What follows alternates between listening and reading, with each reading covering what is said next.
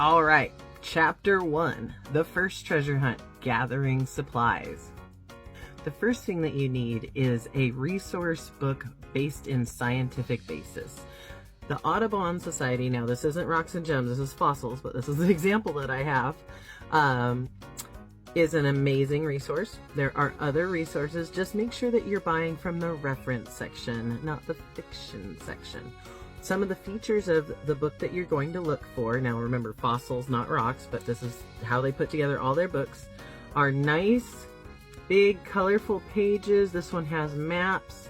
This one has pictures, lots of pictures. And then in the rock and mineral one, in each of these descriptions, you are going to get the hardness, luster, specific gravity, all the details that you need in order to try to identify what your specimen is. There are also some online resources. I've listed them at the back of my book, but mindat.org, which I'm not affiliated, I just am a user, is a really great resource. It has a search engine that you can put a lot of this evidence that we're about to gather into, and that will allow you to narrow down what your specimen might be. The next thing that you're going to need is a piece of copper. Now, we used to be able to just say an old penny, but as you know, pennies aren't made of copper anymore. So you can get yourself some copper wire. I have sharpened the tip of mine a little bit. You can get it out of old electrical wire, or if you have a jewelry maker friend, oftentimes they've got copper wire, but copper is very readily available and you should be able to grab some. Next thing you're going to need is a piece of steel. So we usually recommend a steel nail, or I happen to have a deck screw available. So a steel nail or deck screw, or a pocket knife.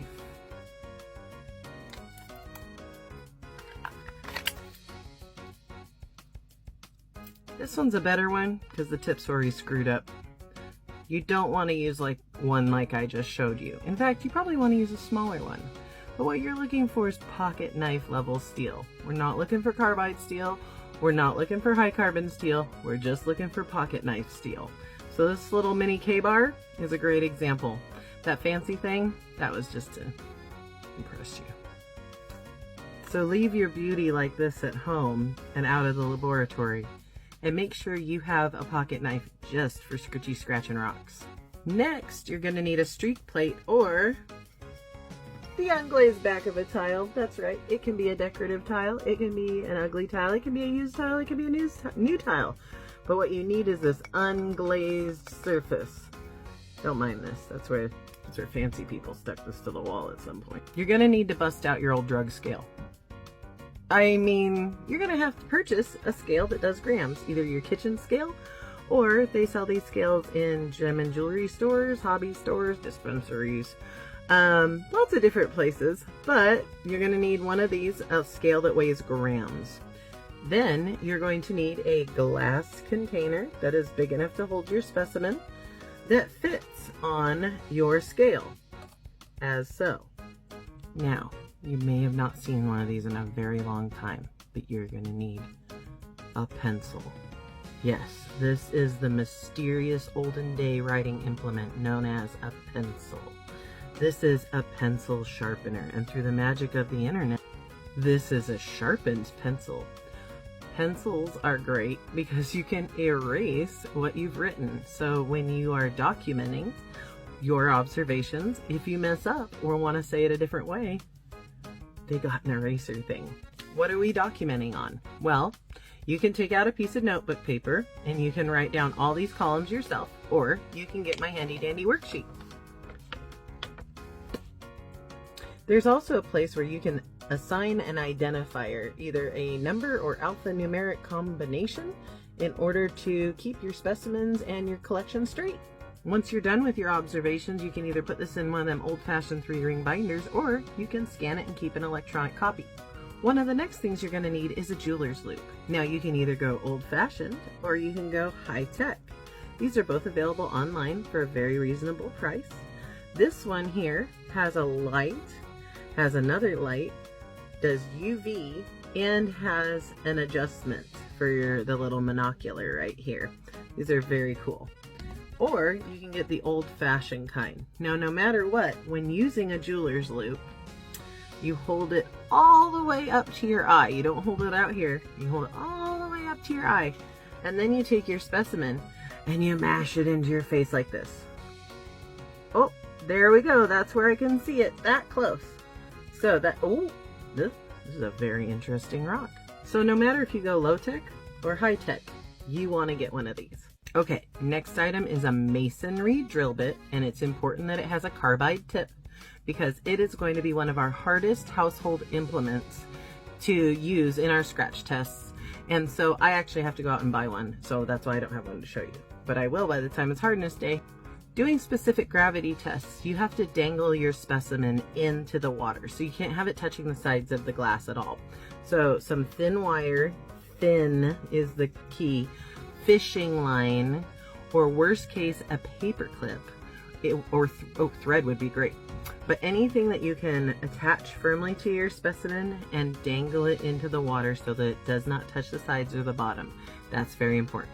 You're also going to need a dropper bottle full of vinegar. You can use household vinegar or industrial strength vinegar. The scientists use science strength vinegar, science strength acetic acid, but plain white household vinegar should work for you too. Okay, and now we have the optional stuff. So first, a glass plate. This one already kind of scratched up. Why?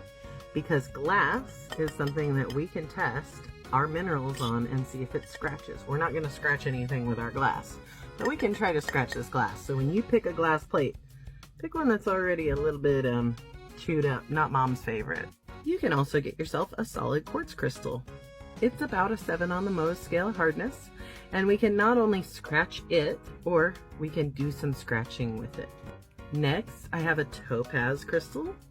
Also something that we can try to scratch or scratch other things with. I also have 2 samples of corundum, a sapphire crystal and some cut and polished ruby crystal, the red part here. Now, this isn't necessarily a stone I would want to mess up, but I could get one I would be okay with messing up and trying to scratch. And I can try to scratch things with this crystal, but it's awful tiny to try to see if I've scratched it.